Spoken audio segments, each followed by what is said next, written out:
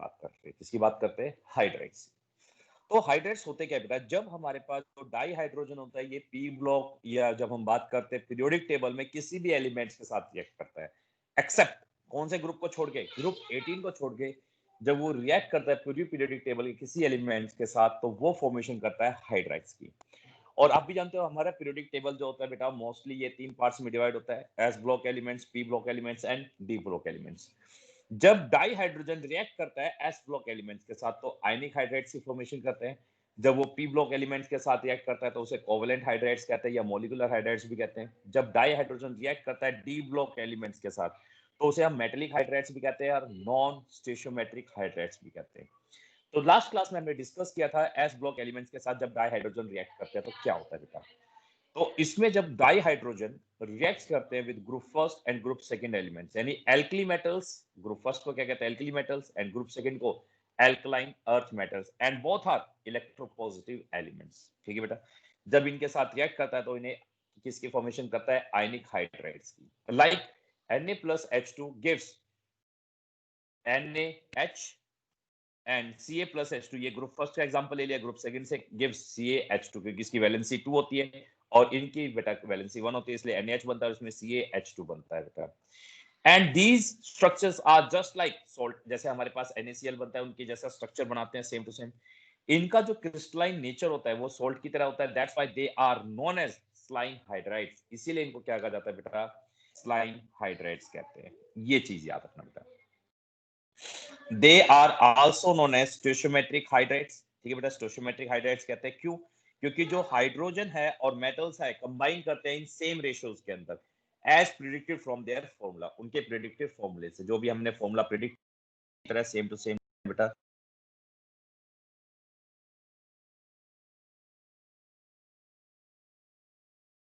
ये चीज है।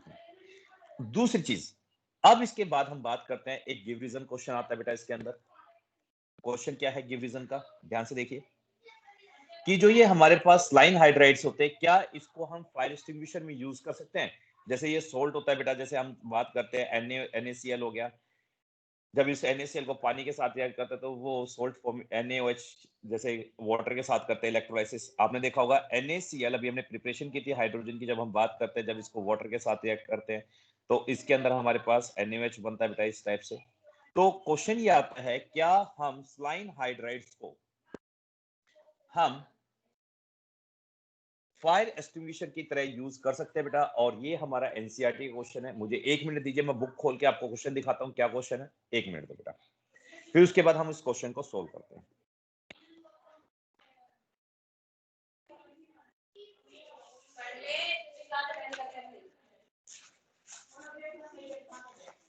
गिव मी 1 मिनट बेटा, एनसीईआरटी क्वेश्चन निकाल रहे हैं। क्वेश्चन नंबर एनसीईआरटी बेटा, 1 सेकंड रुकना।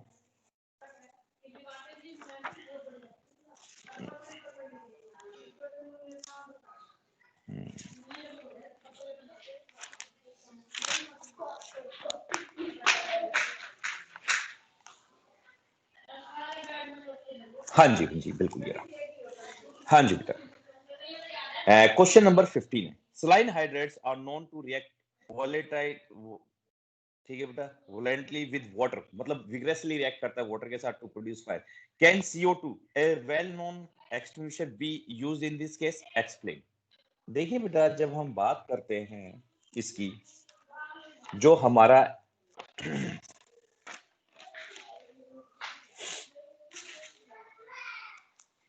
हाइड्राइड्स होते हैं, कौन से? Saline hydrides.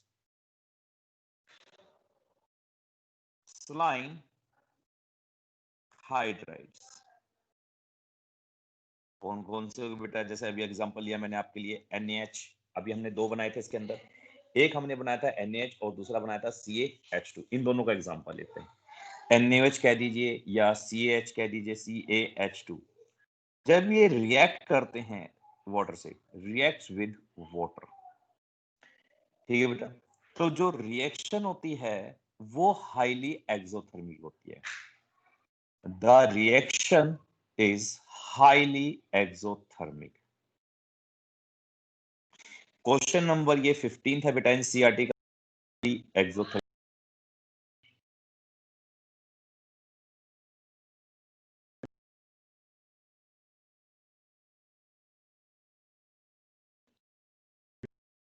हाइड्रोजन गैस, और वो हाइड्रोजन गैस क्या करती है बेटा, इजिली कैचेस फायर। ठीक है बेटा, that's why it is that hydrogen evolve, जो हाइड्रोजन इवॉल्व होती है कैचेस फायर्स, ये जल्दी से जल्दी आग पकड़ लेती है। एग्जांपल देखिए बेटा, रिएक्शन करके दिखाते हैं। NaOH plus H2 gives NaOH plus H2 gas क्या होती है बेटा, इवॉल्व होती है, लॉट ऑफ हीट एनर्जी इसके अंदर इवॉल्व होती है। और ये हीट एनर्जी जब इसके साथ हाइड्रोजन डाई हाइड्रोजन के साथ रिएक्ट करती है तो वो क्या कर देते हैं बेटा, उस रिएक्शंस को और ज्यादा एक्सोथर्मिक बना देते हैं, क्योंकि ये क्या करते हैं, हाइड्रोजन हाईली एक्सप्लोसिव भी होती है, तो ये ब्लास्ट के साथ और ज्यादा एक्सप्लोसिव होती है। सेम ऐसे ही बेटा जब हम CaH2 के साथ इसको H2 को रिएक्ट कराते हैं तो यहाँ पे बन जाता है CaOH whole twice, calcium hydroxide plus H2 gas, plus इसमें क्या होता है, अगेन हीट क्या होती है बेटा, इवॉल्व होती है। अब उसने पूछा क्या हम CO2 गैस को यूज कर सकते हैं इसकी जगह। ध्यान से देखिए, अब हमारे पास क्या हुआ कि ये जो बन गया इसके अंदर CO2 गैस इसकी जगह यूज कर सकते हैं, तो हम कहते हैं नहीं, CO2 गैस जो यूज होती है which is normally used as fire extinguisher, जो नॉर्मली किसकी तरह यूज होती है बेटा, फायर एक्सटिंग्विशर्स की तरह यूज होती है, कांट यूज्ड, उसको हम यूज नहीं कर सकते इसके अंदर। यदि इस टाइप का ब्लास्ट हो जाए किसी भी रिएक्शन के अंदर, यानी कहने का मतलब है कोई भी हम कहीं पे भी हाइड्रोजन पेरोक्स ये रिएक्शन कर रहे हैं, सलाइन हाइड्राइड्स बना रहे हैं, उसके वो वाटर के साथ रिएक्ट करता है तो ये एक्सप्लोजन हो जाए, क्या इस एक्सप्लोजन के अंदर हम CO2 गैस इवॉल्व यानी CO2 गैस जो हम फायर एक्सटिंग्विशर होता है उसको यूज कर सकते हैं? बिल्कुल नहीं कर सकते इन दिस केस। क्यों नहीं कर सकते? बिकॉज देखिए बेटा होता क्या है, जो हमारे पास ये NaOH निकलती है ये CO2 के साथ रिएक्ट करेगी और हमारा क्या बनाएगी बेटा, Na2CO3, ठीक बेटा, और प्लस H2O, और यहां पे lot of heat energy again क्या होती है, एनर्जी इज इवॉल्व, और जब हीट इवॉल्व होगी अगेन रिएक्शन तो हम यूज ही नहीं कर सकते इसको, ये चीज याद रखना। तो यही लिखेंगे बिकॉज इट विल, हाँ जी, इंक्रीज द रेट ऑफ या increase the heat which is evolved as it is exothermic in nature, as this reaction is exothermic, क्योंकि क्या रिएक्शन है बेटा, एक्सोथर्मिक होती है, इसी वजह से इस रिएक्शन को हम यूज नहीं कर सकते। ये हमारे पास क्वेश्चन था। अब इसके बाद बात करते हैं बेटा, हमारे पास सेकंड आता है P block elements. P block elements की बात करते हैं जब हमारे पास when dihydrogen reacts with P block elements, जब वो पी ब्लॉक एलिमेंट्स के साथ रिएक्ट करता है और पी ब्लॉक में किसको छोड़ के, ग्रुप 18 को छोड़ के, जब वो रिएक्ट करता है ग्रुप 13 के साथ, 14, 15, 16, 17 के साथ रिएक्ट करता है तो फॉर्म करता है बेटा कौन सा हाइड्राइड्स, कोवलेंट हाइड्राइड्स।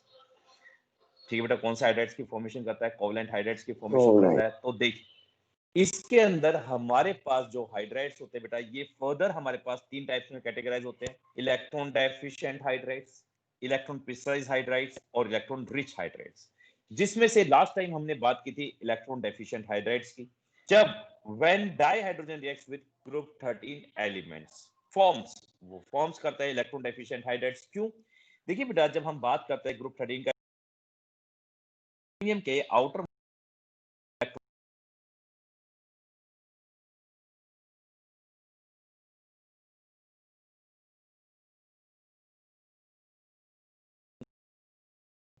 एक्सेप्ट कर लेता है, और एल्यूमिनियम के आउटर मोस्ट शेल में कितने इलेक्ट्रॉन होंगे, 6, और ऑक्टेट कंप्लीट करने के लिए कितने चाहिए होते हैं, 8, तो इलेक्ट्रॉन क्या हो गए, कम, तो इसी वजह से इसको कहते हैं इलेक्ट्रॉन डेफिशिएंट। और जो भी हमारे पास इलेक्ट्रॉन डेफिशिएंट्स होते हैं ये in order to complete its electron, तो वो क्या करते हैं, इलेक्ट्रॉन एक्सेप्ट करते हैं, जो भी इलेक्ट्रॉन एक्सेप्ट करते हैं they are called Lewis acid. ठीक है बेटा, और ये मॉलिक्यूल कैसा है, हाईली अनस्टेबल, तो खुद को स्टेबलाइज करने के लिए क्या करता है, डाइमर फॉर्मेशन करता है, जैसे B2H6 Al2H6 की फॉर्मेशन करता है। That's why they are called electron deficient. तो सबसे पहले बेटा ये वाला टॉपिक हमारे लिए बहुत इंपॉर्टेंट हो गया। दूसरा क्वेश्चन कि हम आयनिक हाइड्रेट्स को सलाइन हाइड्रेट्स क्यों कहते हैं, ये इसमें से गिव रीजंस क्वेश्चन आते हैं बेटा, ठीक है। अब हम बात करते हैं जो हमारे पास सेकंड आता है, कौन सा आता है सेकंड, इलेक्ट्रॉन प्रिसाइज हाइड्रेट्स, ठीक है बेटा। Second is electron precise hydrate. देखिए बेटा, जब हम इलेक्ट्रॉन प्रिसाइज हाइड्रेट्स की बात करते हैं तो जब हमारे पास डाइहाइड्रोजन रिएक्ट करता है, व्हेन डाइहाइड्रोजन, देखिए इस मैंने पूरे ग्राफ में समझा रखा है, इसी चार्ट में आपको डेफिनेशन इजीली आ जाएगी। जब आपके पास डाइहाइड्रोजन रिएक्ट करता है पी ब्लॉक में किसके साथ, ग्रुप 14 के साथ रिएक्ट करता है, तो फॉर्मेशन करता है इलेक्ट्रॉन प्रिसाइज हाइड्रेट्स की। वही हमें डेफिनेशन लिखनी है बेटा, when dihydrogen reacts with group 14 elements forms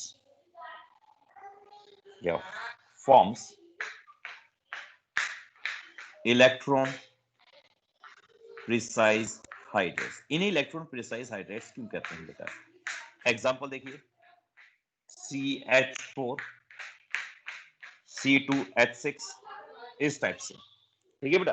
अब इन्हें इलेक्ट्रॉन प्रिसाइज हाइड्रेट्स क्यों कहते हैं, सुनिए ध्यान से। अब आप जानते हैं बेटा कार्बन के आउटर मोस्ट शेल में कितने इलेक्ट्रॉन होते हैं बेटा, अरे भाई बच्चों, सही,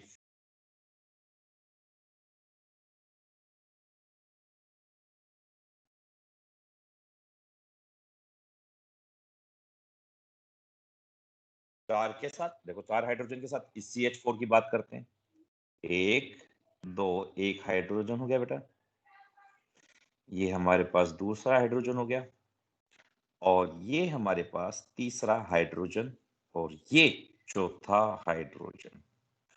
तो इस टाइप से जब ये कार्बन इन चारों के साथ रिएक्ट कर लेता है तो यहाँ पे इलेक्ट्रॉन, क्या कार्बन के इलेक्ट्रॉन पूरे हो गए, यस सर, इसी वजह से बेटा पूरे कंप्लीट हो गए। दैट्स व्हाई, इसी वजह से बेटा ये परमिशनेबल मतलब कंप्लीट इलेक्ट्रॉन कर लेता है एज पर रिक्वायर्ड, ठीक है बेटा, एज पर रिक्वायर्ड, यानी रिक्वायर्ड के according, as per required number of electrons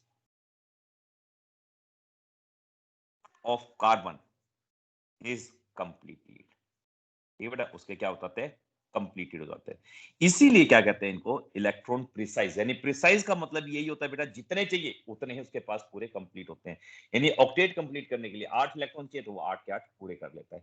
इसी वजह से इनको कहा जाता है इलेक्ट्रॉन प्रिसाइज हाइड्राइड्स, ना एक्स्ट्रा ना कम, एकदम accurate. That's why they are called electron precise hydrides. Last हमारे पास होता है बेटा इलेक्ट्रॉन रिच हाइड्राइड्स। देखिए बेटा, इलेक्ट्रॉन रिच का मतलब, जैसे डेफिनेशन आप इसका नाम जान रहे हो, इलेक्ट्रॉन रिच मतलब जिसके पास एक्स्ट्रा इलेक्ट्रॉन्स होते हैं। क्या होते हैं बेटा, जिनके पास एक्स्ट्रा इलेक्ट्रॉन्स होते हैं, that are known as electron precise hydrides. यानी ऐसे कंपाउंड जिनके पास क्या होता है, लोन पेयर ऑफ इलेक्ट्रॉन्स होते हैं। व्हेन डाइहाइड्रोजन यानी H2 रिएक्ट्स विद, मोस्टली किसके साथ रिएक्ट करते हैं बेटा, reacts with group 15, 16, 17 एलिमेंट्स के साथ जब रिएक्ट करते हैं, they form electron rich hydrides. वो इलेक्ट्रॉन रिच हाइड्राइड्स की क्या करते हैं बेटा, फॉर्मेशन करते हैं। जैसे for example,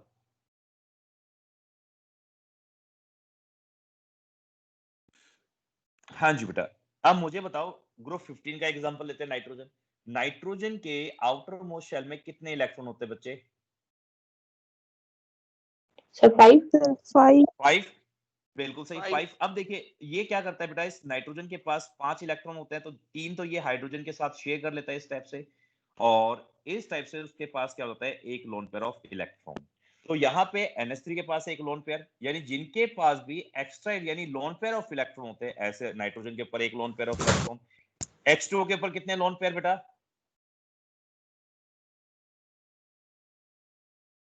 2 lone pair of electron, और HF के पास कितने होते हैं बेटा, 3 लोन पेयर ऑफ इलेक्ट्रॉन।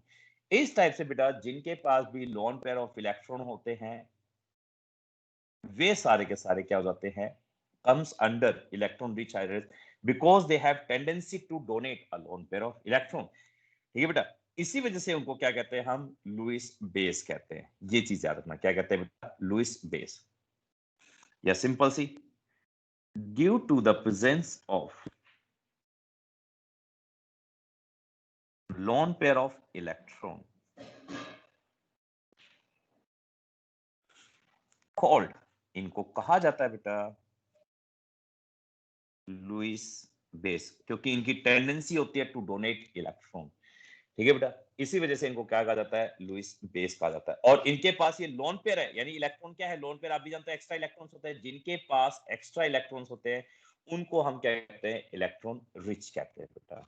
ठीक है बेटा, इसमें किसी को डाउट हो तो मुझे बताइए, इलेक्ट्रॉन प्रिसाइज, इलेक्ट्रॉन रिच और इलेक्ट्रॉन डेफिशिएंट हाइड्रेट। तो यहाँ पे ये हमारे पास हाइड्रेट्स खत्म होते हैं। अब नेक्स्ट जो हमारे पास आता है बेटा, वो आता है metallic hydrates.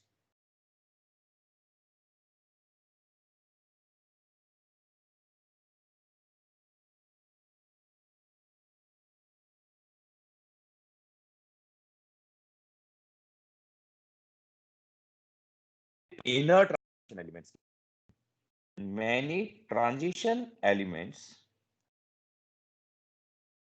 many transition and एक ही साथ ले देते हैं हम, inner transition elements या many transition elements and inner transition elements या फिर metals। ये जो मेटल्स होते हैं, ट्रांजिशन मेटल्स, ये इस टाइप से बहुत बड़े बड़े स्ट्रक्चर होते हैं, या तो either in the form of BCC FCC structures होते हैं बेटा, जो पहले 11th क्लास में था वापस 12th क्लास में करते हैं। मतलब पहले क्या था, 12th क्लास का फर्स्ट चैप्टर हुआ करता सॉलिड स्टेट, उसको हमने पिछले मतलब CBSE ने पिछले साल 11th में डाल दिया, जिससे ये टॉपिक इजी हो जाए। बट अगेन उन्होंने क्या करा बेटा, वापस से वो 12th क्लास में फर्स्ट चैप्टर इंट्रोड्यूस कर दिया। इस टाइप से देखो बेटा, इस टाइप से बेटा ये जो लेयर्स होती है, लेयर्स की फॉर्म में ये एक दूसरे के साथ अटैच होते हैं, और जब ये अटैच होते हैं तो इनके बीच में गैप आ जाता है। देखो ये देख रहे हो खाली स्पेस, जो मैं ब्लू पेन से अभी क्या कर रहा हूँ, फिल करने की कोशिश करूंगा, देखना ध्यान से। ये इस टाइप से, ये जो ब्लू स्पेस दिखाई दे रहा है, ये खाली स्पेस दिखाई दे रहा है, ये जो मैं डॉट लगा रहा हूँ, ये सारे के सारे क्या कहलाते हैं बेटा, इन स्पेस को कहा जाता है इंटरस्टिशियल साइट्स। क्या कहते हैं इनको, इंटरस्टिशियल साइट्स कहा जाता है बेटा। जब ये साइट्स एब्जॉर्ब कर लेते हैं बेटा, ध्यान सुना, ऑक्यूपाई कर लेते हैं कौन, हाइड्रोजन। जब फिर ये ट्रांजिशन एलिमेंट्स हाइड्रोजन को क्या कर लेते हैं, जब एब्जॉर्ब कर लेते हैं अपनी इंटरस्टिशियल साइट्स में, तब वो फॉर्मेशन करते हैं मेटेलिक हाइड्रेट्स की। मतलब ये जो स्पेस है, जो खाली जगह है बेटा, ये हाइड्रोजन ऑक्यूपाई कर लेते हैं, और फिर उनको कहा जाता है इंटरस्टिशियल हाइड्रेट्स। तो हम ये कहेंगे, many transition metals and inner transition elements absorbs hydrogen. कहां एब्जॉर्ब करते हैं, इन खाली जगह में, और इन खाली जगहों को कहा जाता है बेटा interstitial sites. Into the interstitial sites of their lattice.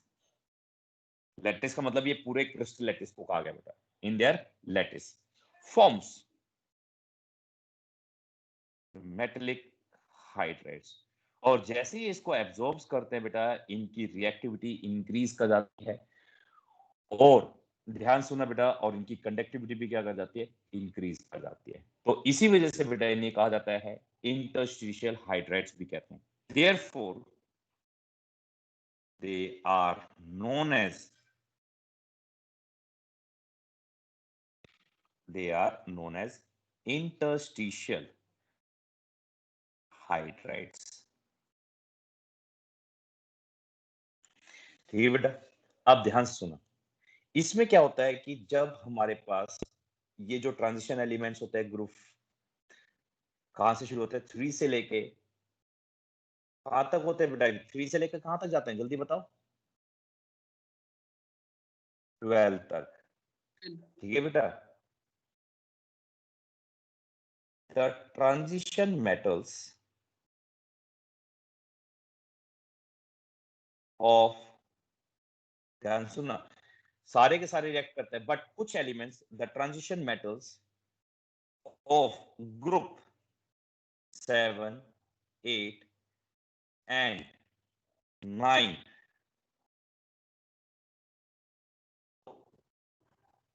सिर्फ एक हमारे पास जब बात करते हैं बेटा ग्रुप 6 के कुछ एक एलिमेंट्स रिएक्ट करते हैं, बट ग्रुप 7, 8, 9 ये क्या करते हैं? डू नॉट फॉर्म, सिंपल सी बात करते हैं, डू नॉट फॉर्म हाइड्राइड्स। ये हाइड्राइड्स नहीं बनाते, बाकी सारे बनाते हैं। तो यानी पूरी चेन में, यानी ग्रुप, इसमें जब हम बात करते हैं ग्रुप 3 से लेके बेटा, हम ग्रुप 3 से लेके कहां तक? ग्रुप 12 तक की बात करते हैं। ग्रुप 3 से लेकर 12 तक, तो बीच में क्या होते हैं? ये ग्रुप कौन कौन से? 7, 6 के कुछ एलिमेंट 7, 8 और 9, ये क्या करते हैं बेटा? डाइहाइड्रोजन के साथ हाइड्राइड्स की फॉर्मेशन नहीं करते। तो यहाँ पे क्या आ गया? गैप आ गया। तो इसी को क्या कहते हैं बेटा? This is known as hydrides gap. This is known as hydrides gap.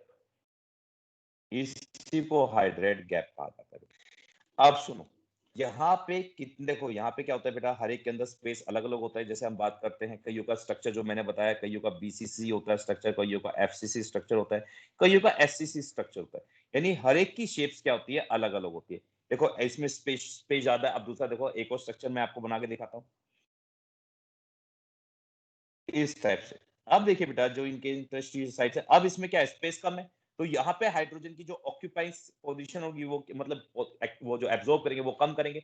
अब जब हाइड्रोजन ही कम एब्जॉर्ब होंगे और इसमें क्या होंगे? ज्यादा, तो हर एक ट्रांजिशन एलिमेंट्स के अंदर देखो, यहाँ पे ज्यादा होगी, यहाँ पे कम होगी, हो सकता है एससीसी के अंदर और ज्यादा हो जाए। तो यहाँ पे रेशो क्या होती है? फिक्स नहीं होती। इसी वजह से बेटा, जब रेशो फिक्स ही नहीं, जितना हम मान के चल रहे हैं, तो इसी वजह से इनको क्या कहा जाता है? Non stoichiometric hydrides. ठीक है बेटा, तो यहां पे जब हम बात करते हैं कि जो फिक्स नहीं होती, इनकी जो रेशियोज होती है, इसी वजह से इनको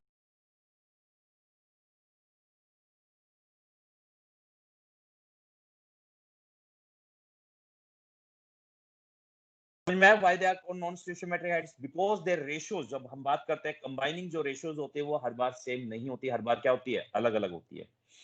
That's why they are called non-stoichiometric heights। देखिए जैसे हम बात करते हैं बेटा, एग्जाम्पल, फॉर एग्जाम्पल TiH, ध्यान सुना, जब हम टाइटेनियम की बात करते हैं, मैं एक पेज ले लेता हूँ, हाँ ये रहा 11th क्लास का, हाँ जी एक सेकंड रुकना बेटा, ओके। जब हम टाइटेनियम की बात करते हैं बेटा, आप जानते हो स्कैंडियम टाइटेनियम, सचिन तेंदुलकर, इसका एटॉमिक नंबर 22 होता है। Electronic configuration 1s2 2s2 2p6 3s2 3p6 4s2 3d1। हाँ जी बेटा, अकॉर्डिंग टू ये पूरा का पूरा आर्गन है, और ये 4s1 3d, यानी खुद को स्टेबल करने के लिए 3 इलेक्ट्रॉन क्या करेगा? लूज करेगा। तो अकॉर्डिंग टू ऑक्सीडेशन स्टेट +3 होगी। तो टाइटेनियम जब हाइड्रोजन के साथ रिएक्ट करेगा तो TiH3 बनना चाहिए, बट जब टाइटेनियम डाइहाइड्रोजन को क्या करता है? एब्जॉर्ब करता है, तो टाइटेनियम का जो रेशियो होता है वो 1.73 होना चाहिए। अकॉर्डिंग टू फॉर्मूला क्या आना चाहिए था? TiH3 आना चाहिए था, बट क्या आया? 1.73। ये बेटा, यानी जो रेशियोज है वो क्या हो गई? डिफरेंट होगी एज देयर कंपोजिशन। इसी वजह से दे आर कॉल्ड इंटरस्टिशियल और नॉन स्टिशियोमेट्रिक हाइड्राइड्स कहते हैं बेटा। बट क्या है? ये क्लोज हो जाती है बेटा, इसी वजह से they are known as non stoichiometric hydrides. हाँ जी बेटा, समझ में आया क्यों कहते हैं नॉन स्टिशियोमेट्रिक हाइड्राइड्स इन्हें? सर एक बार दोबारा रिपीट कर दो। हाँ जी बेटा, मैं दोबारा रिपीट करता हूँ। देखो एक्चुअली में क्या था बेटा, जब हम टाइटेनियम की बात करते हैं, टाइटेनियम जो होता है बेटा, ये हमारा बीसीसी स्ट्रक्चर होता है। 12th में मैं आपको बताऊंगा बीसीसी क्या होता है बेटा। तो याद समझ लेना, सिंपल सी बात करते हैं, बीसीसी में क्या होता है बेटा, एटम्स एक दूसरे के साथ इस टाइप से कंबाइन होता है, सिंपल सी बात करते हैं, ठीक है बेटा, एक एटम बीचों बीच होता है सेंटर के, सिंपल इतनी बात मानिए। तो यहाँ पे बेटा अकॉर्डिंग टू फॉर्मूला, तो यहाँ पे फॉर्मूले के अकॉर्डिंग क्या होना चाहिए था, टाइटेनियम के साथ हाइड्रोजन 3 होने चाहिए थे, बट यानी फॉर्मूले के अकॉर्डिंग कितने होने चाहिए थे, TiH3 यानी हाइड्रोजन 3 होने चाहिए थे, बट जब हमने एक्सपेरिमेंटली इसको डिड्यूस करा, आफ्टर कंबाइनिंग देखा, तो उसके अंदर टाइटेनियम के साथ हाइड्रोजन कितने मिले, 1.73। अब ऐसे सीरियम की बात करते हैं बेटा, सीजियम की बात करते हैं, ध्यान सुना, सीजियम का जो ऑक्सीडेशन नंबर होता है वो आपका +4 भी होता है और +3 भी हो सकता है, दोनों को मान, तो CE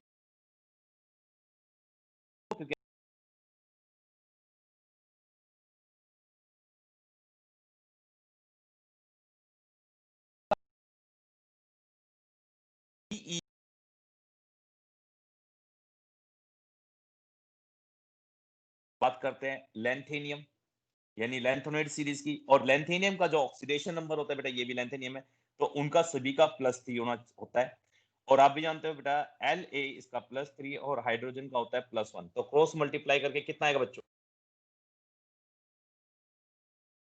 So LH3. बिल्कुल सही, LaH3 आना चाहिए, बट फॉर्मूले के अकॉर्डिंग ये आना चाहिए, बट एक्चुअली में जो हमें मिला वो मिला 2.8, यानी जो रेशोज थी, प्रिडिक्टेड जो रेशोज थी वो क्या, जो हमें प्रिडिक्टेड जो रेशो हमने प्रिडिक्ट करी थी वो ये थी प्रिडिक्टेड, और जो हमें एक्चुअल मिली क्या वो सेम मिली या अलग अलग मिली बेटा, हाँ जी बेटा जल्दी बताओ, मिली है, अलग अलग मिली, So तो इसी वजह से बिल्कुल अलग हुई, that's why they are known as stoichiometric hydrides, ठीक है बेटा, non, these are non stoichiometric hydrides,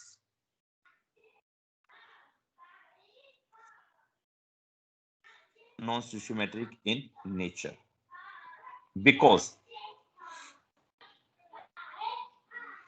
H2 and क्या कहते हैं, ट्रांजिशन मेटल्स या इनर ट्रांजिशन एलिमेंट्स, ट्रांजिशन और inner transition metals are not combined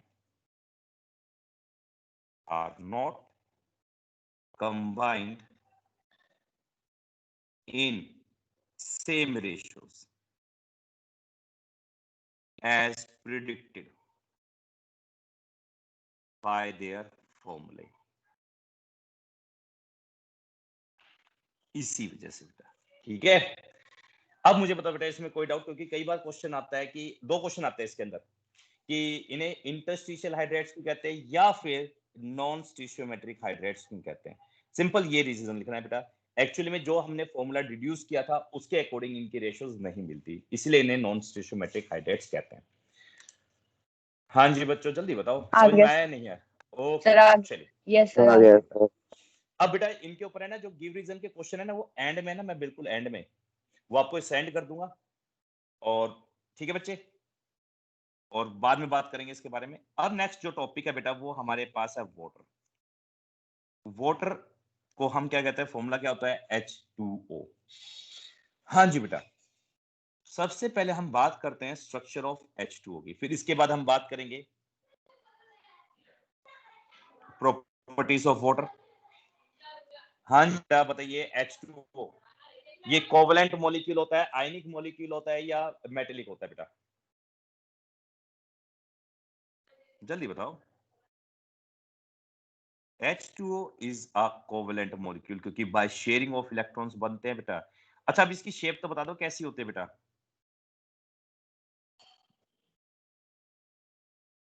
हाँ जी बेटा शेप, Sir linear.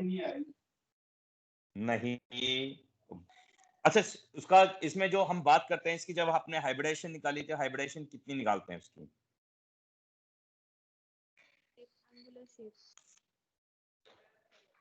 बिल्कुल देखिए बेटा मैं पूरा डिटेल बताता हूँ, इन विच देखो जब हम बात करते हैं बेटा H2O की, तो सेंट्रल एटम क्या है, ऑक्सीजन, इसका जो फॉर्मूला मैंने आपको बताया था हाफ होता है number of valence electron of the central atom, oxygen है तो आप भी जानते हो कितने होते हैं 4।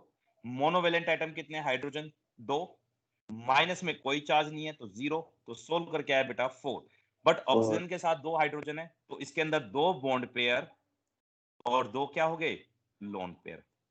यदि 4 पोजीशन है वो sp है,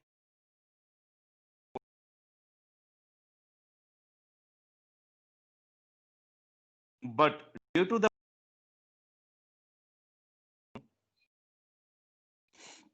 इस 2 लोन पेयर की वजह से इसकी जो शेप है बेटा वो अब हो जाती है बैंड शेप, क्योंकि इनके बीच में लोन पेयर के बीच में इतनी ज्यादा रिपल्शन हो जाती है कि ये इसको क्या कर देता है बैंड शेप कर जाता है लोन पेयर की वजह से। और इस टाइप से जब इसकी शेप बनाते हैं बेटा, ये ऑक्सीजन, ये एक लोन पेयर ऑफ इलेक्ट्रॉन, ये 2 लोन पेयर, ये एक हाइड्रोजन और ये दूसरा हाइड्रोजन। देखिए बेटा आप जब जानते हैं टेट्राहेड्रल ज्योमेट्री में, ध्यान सुना, जो टेट्राहेड्रल ज्योमेट्री की बात करते हैं तो टेट्राहेड्रल में जो बॉन्ड एंगल होता है वो कितने का होता है 109.5 डिग्री का। बट इस लोन पेयर में, क्योंकि इनके बीच का जो स्टार्टिंग में होता है टेट्राहेड्रल होता है 109 होता, बट इस लोन पेयर रिपल्शन की वजह से इस लोन पेयर में तो ये भी इसके साथ रिपल्शन करेंगे, जिसकी वजह से बॉन्ड एंगल रिड्यूस होके 104.5 डिग्री का हो जाता है। इसी यानी इतना ज्यादा बैंड होने की वजह से इसको बैंड स्ट्रक्चर कहते हैं बेटा। क्या कहते हैं बैंड शेप।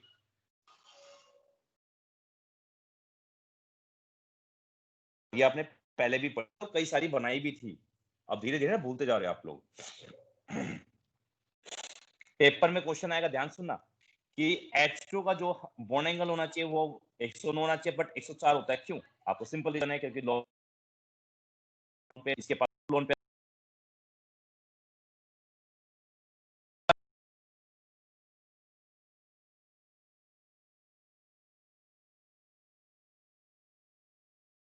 चलो मैं लिख देता हूं, the two lone pair of electrons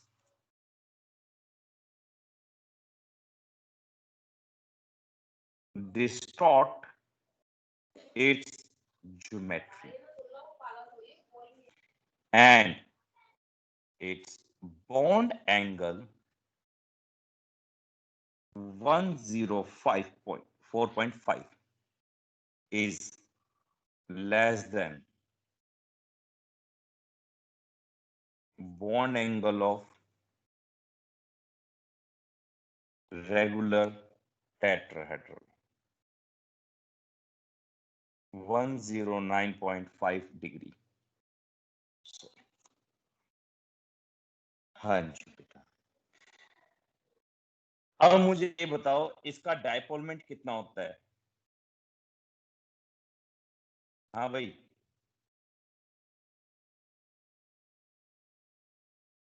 देखिए बेटा जब हम बात करते हैं इस लोन पेयर का, देखो out of oxygen and hydrogen which one is more electronegative in nature, जल्दी बताओ बेटा।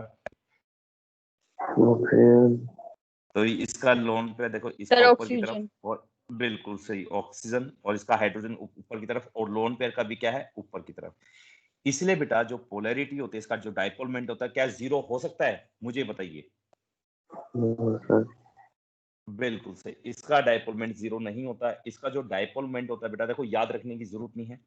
और दूसरी चीज, हाइड्रोजन पार्शियली नेगेटिव होता है, ऑक्सीजन पार्शियली पॉजिटिव, और ये पोलर हो गया, इसी वजह से ये पोलर इन नेचर होता है, क्योंकि oxygen is more electronegative than hydrogen, so it is polar in nature. Oxygen is more, और जो ऑक्सीजन की इलेक्ट्रोनेगेटिविटी होती है बेटा वो होती है 3.5, it is more electronegative than hydrogen, और हाइड्रोजन की होती है 2.1। therefore oxygen acquires partially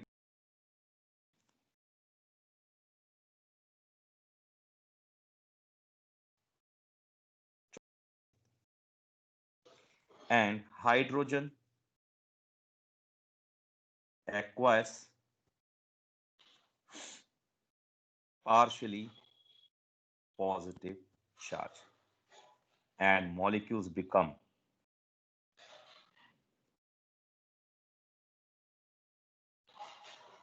polar in nature. इसी वजह से बेटा ये पोलर होता है और इसका जो डायपोल मोमेंट होता है वो होता है हमारे पास 1.84 t बाय, ये चीज है बेटा। ओके बेटा, तो ये हमारे पास होता है स्ट्रक्चर ऑफ H2O। नेक्स्ट हम बात करते हैं प्रॉपर्टीज ऑफ वाटर की। सिंपल सी बात है बेटा, देखिए फिजिकल प्रॉपर्टीज की बात करते हैं वाटर की। हाँ जी बेटा, वाटर का बॉइलिंग पॉइंट क्या होता है, जल्दी जल्दी बताओ, छोटी छोटी चीजें पूछूंगा। Sir 100 degree Celsius. Very good, 100 degree Celsius. और इसे केल्विन में चेंज करो तो बेटा 373 पॉइंट, सर 373। बिल्कुल सही। एंड फ्रीजिंग पॉइंट बेटा इसका sir 0 degree Celsius. 0 degree Celsius. 0 degree Celsius. और उसमें चेंज करना हो तो हमें केल्विन में 273. 273 केल्विन। वेरी गुड बेटा, फर्स्ट ये पॉइंट हो गया, सेकंड पॉइंट ये हो गया, थर्ड पॉइंट। अब तीसरा पॉइंट की बात करते हैं बेटा। मुझे ये बताइए कि वाटर की डेंसिटी किस टेम्परेचर पे सबसे ज्यादा होती है? Maximum density of water at which temperature, जल्दी बताओ। और ये स्टार्टिंग में भी मैंने आपको बताया था जब फर्स्ट चैप्टर का आया था, तो याद रखना बेटा ये बहुत इंपॉर्टेंट है। एट 4 डिग्री सेल्सियस पे वाटर की डेंसिटी सबसे ज्यादा होती है बेटा। ठीक है बेटा, कि वाटर की डेंसिटी क्या होती है? वाटर की डेंसिटी एट 4 डिग्री सेल्सियस पे सबसे ज्यादा होती है। Maximum density of water at 4 degree Celsius, ये चीज याद रखना। फोर्थ पॉइंट, वाटर यानी H2O is liquid at room temperature. Why it is liquid at room temperature बेटा? क्योंकि ये क्या करता है, दूसरे मॉलिक्यूल्स के साथ हाइड्रोजन बॉन्ड बना लेता है। Because it forms inter hydrogen bonding with other water H2O molecules। इसी वजह से बेटा ये स्ट्रॉन्ग की जब बात करते हैं, form strong intermolecular hydrogen bonding, यानी बॉन्ड स्ट्रॉन्ग हो जाते हैं। इसी वजह से किसकी तरह एक्ट करता है बेटा? ये लिक्विड एट रूम टेम्परेचर। और ये यूनिवर्सल पोलर सॉल्वेंट है बेटा, याद रखना। Water is universal polar solvent. हाँ जी बेटा, बता सकते हो इसे यूनिवर्सल पोलर सॉल्वेंट क्यों कहते हैं बेटा? सर क्योंकि ये हर एक चीज को अपने अंदर डिसॉल्व कर लेता है। नहीं बेटा, हर एक चीज को नहीं, यहाँ पे थोड़ा सा मॉडिफाई कर देना। मोस्ट ऑफ द थिंग्स को, बस इतना सा रह देता। Because it dissolves most of the thing, सारी नहीं बेटा, कुछ चीजों को डिसॉल्व नहीं कर पाता। जो नॉन पोलर इन नेचर होते हैं उनको डिसॉल्व नहीं करता। हम ये कहते हैं कि जो most of the polar solvents है उन सभी को क्या करता है, अपने अंदर डिसॉल्व कर देता है, because of formation of hydrogen bond. इसका लिख देता हूं बेटा क्यों ओके है, सर। बिकॉज, ठीक है बेटा, सारी चीजों को नहीं, कुछ वो जो जो पोलर होते हैं उसमें से भी, because they form yes sir. Strong inter molecular forces. ये उनके साथ इंटरमोलिकुलर फोर्सेस बना लेते हैं बेटा, स्ट्रॉन्ग इंटरमोलिकुलर फोर्सेस, या फिर हाइड्रोजन बॉन्ड बना लेते हैं उनके साथ। इसी वजह से ये उनको क्या कर लेते हैं, अपने साथ डिसॉल्व कर देते हैं। यही चीज है बेटा। और बेटा हम रेगुलरली हम अपने अंदर पानी क्यों पीते रहते हैं? आपने देखा हो ना, प्यास लगती है तो पानी पी लेते हैं। तो पानी का क्या क्या बेनिफिट होता है, जल्दी बताइए हमारे को पीने के लिए। सिंपल सी बात है, वो भी प्रॉपर्टीज है। अरे आप में से कुछ सर बच्चे बायो के भी ऑलमोस्ट तो होंगे ना बस। 70% बॉडी जो है, सर ऑलमोस्ट 70% बॉडी वाटर की बनी हुई है। बिल्कुल सही। तो पानी क्यों रिक्वायर्ड है हमें, जल्दी बताओ। सर बॉडी में हमारी कौन से मेटाबॉलिक रिएक्शंस करवाने के लिए बॉडी में। बिल्कुल सही, मेटाबॉलिक रिएक्शन कराने के लिए। दूसरा सबसे थर्मल इंपॉर्टेंट, रेगुलेशन। बिल्कुल यही सबसे इंपॉर्टेंट है, थर्मल के लिए बेटा। क्योंकि हमारी बॉडी जब बात करते हैं कि दिमाग देखो गर्म हो जाता है, तो हमें पानी और आयंस को बैलेंस करने के लिए, जब हमारी बॉडी में किसी टाइप का आयंस इंक्रीज कर जाता है तो पानी ज्यादा पीना, एक्सेस में पीना चाहिए। तो उस वजह से, और दूसरा जब बॉडी का टेम्परेचर इंक्रीज होता है तो उसको भी नॉर्मलाइज करने के लिए हमें वाटर की जरूरत पड़ती है बेटा। ये है बेटा। नेक्स्ट हमारे पास आता है बेटा, आज का लास्ट टॉपिक होगा केमिकल प्रॉपर्टीज ऑफ वाटर। और कल हम करेंगे बेटा डाई हाइड्रोजन ऑक्साइड और कुछ हार्ड वाटर जो बात करते हैं बेटा। तो केमिकल जो वाटर होता है बेटा, ये एम्फोटेरिक इन नेचर होते हैं। Water is amphoteric in nature. अब बता सकते हैं बेटा एम्फोटेरिक का मतलब क्या होता है? सर जो बेस और एसिड दोनों और के जो साथ रिएक्ट एसिड और करें। बेस दोनों की तरह रिएक्ट करते हैं। बिल्कुल सही। H2O is एम्फोटेरिक, बिल्कुल मैं भी यही वर्ड लिखूंगा बेटा, आप लोगों ने मुझे बताया, is amphoteric because it can act both an acid and base.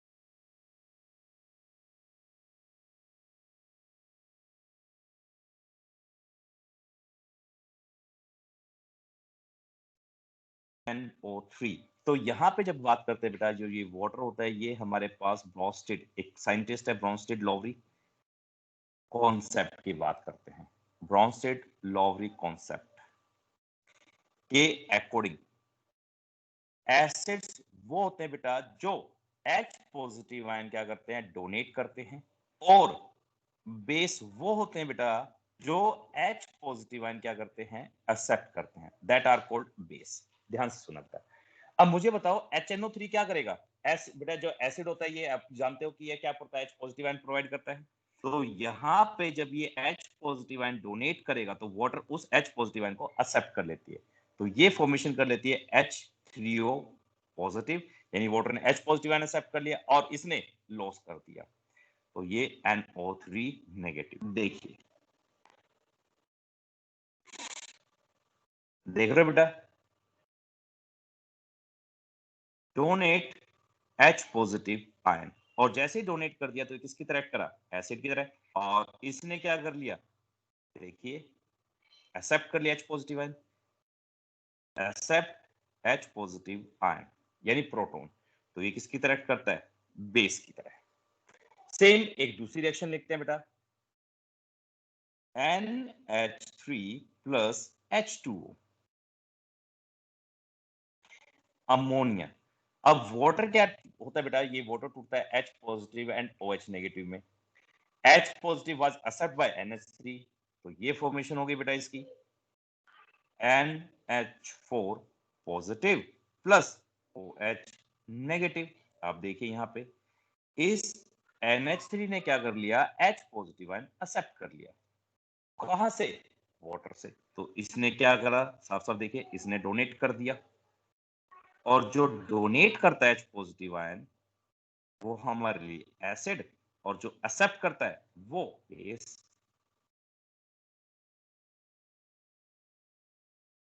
This is called Brønsted लॉवरी concept. अब हम बात करते हैं बेटा, जो वाटर होता है ये ऑक्सीडाइजिंग और रिड्यूसिंग एजेंट दोनों की तरह एक्ट करता है। ऑक्सीडाइजिंग आप भी जानते हो बेटा कौन से होते हैं, हाँ भाई, ऑक्सीडाइजिंग एजेंट जो इलेक्ट्रॉन एक्सेप्ट करते हैं।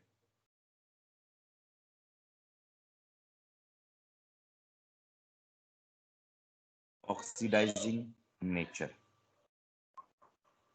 को ऑक्सीडाइजिंग एंड रिड्यूसिंग एक साथ ले लेते हैं, oxidising and reducing nature of water.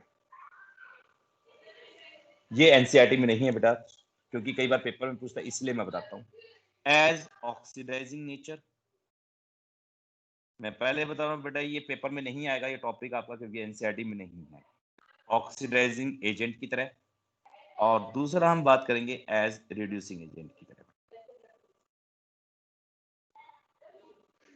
ठीक है, एक ऑक्सीडाइजिंग एजेंट की तरह। ऑक्सीडाइजिंग एजेंट कैरेक्टर जब बात करते हैं, बिकॉज ऑफ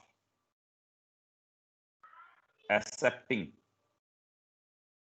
इलेक्ट्रॉन, जो इलेक्ट्रॉन एक्सेप्ट करते हैं, और जो इलेक्ट्रॉन डोनेट करते हैं, बिकॉज, क्योंकि बात करते हैं बेटा रिड्यूसिंग कैरेक्टर क्यों होता है इसका, due to its electron releasing tendency. अब देखिए बेटा दोनों को मैं एक्सप्लेन करता हूं। आप भी जानते हो बेटा जो वाटर होता है वो टूटता है किसमें? अभी हमने बताया H पॉजिटिव आयन और OH नेगेटिव आयन में। अब देखिए बेटा जब हम वाटर को जब इसकी इलेक्ट्रोलाइसिस करते हैं और ये जब ये इलेक्ट्रॉन एक्सेप्ट करता है बेटा, तो यहाँ पे ये एक्सेप्ट कौन सा करता है? ध्यान से सुनो, H पॉजिटिव आयन और OH नेगेटिव आयन। तो एक्सेप्ट इलेक्ट्रॉन कौन कर लेता है? H positive ion. और ये H पॉजिटिव आयन जब दो इलेक्ट्रॉन एक्सेप्ट करता है तो ये फॉर्मेशन करता है H2 की plus 2OH negative ion, 2OH negative ion बना।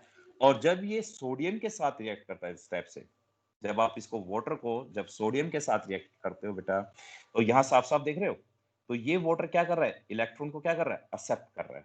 और यहाँ पे बेटा देखिए फॉर्मेशन होगी 2NaOH plus H2 gas release. आप भी जानते हो Na यानी वाटर को जब सोडियम को जब वाटर में डालते हैं तो क्या निकलती है? NaOH बेसिक हो जाता है, H2 गैस रिलीज करता है। तो यहाँ पे ये वाटर क्या कर रहा है? ध्यान से देख रहे हो बेटा, साफ साफ इलेक्ट्रॉन क्या कर रहा है? एक्सेप्ट कर रहा है, दो इलेक्ट्रॉन। इसी वजह से ये किस नेचर का हुआ? एक्सेप्टिंग नेचर, तो ऑक्सीडाइजिंग एजेंट का काम करता है। अब रिड्यूसिंग एजेंट, इस रिएक्शन को हम रिवर्स कर देते हैं। ध्यान से सुना, रिवर्स का मतलब जब इस वाटर को जब आप रिएक्ट करते हो, ध्यान सुना, F2 के साथ यानी नॉन मेटल के साथ रिएक्ट करते हैं, तो होता क्या है इस रिएक्शन में? यहाँ पे बेटा ये डबल डिस्प्लेसमेंट हो जाते हैं। तो ये क्या करता है? ऑक्सीजन और जो फ्लोरीन होता है ये मोर इलेक्ट्रोनेगेटिव है, तो ये ऑक्सीजन को क्या कर देती है? रिप्लेस कर देती है। तो ये फॉर्मेशन करा देता है बेटा HF प्लस O2 गैस बाहर निकलती है। तो बैलेंस करने के लिए यहाँ पे 4 आता है और यहाँ पे भी क्या लगा देते हैं? 2। तो ये 4 बन गया इस टाइप से। तो ये बेटा अब इस रिएक्शन में होता क्या है वो देखिए। तो ये तो हमें पता गया रिड्यूसिंग नेचर हो गया इसका। अब यहाँ पे रिएक्शन में हुआ क्या एक्चुअली में? 2H2O जब ये टूटता है बेटा इस रिएक्शन में, तो ये फॉर्मेशन करता है 4H पॉजिटिव आयन की प्लस 4 इलेक्ट्रॉन रिलीज होते हैं प्लस O2 गैस डोनेट कर रहा है एटम।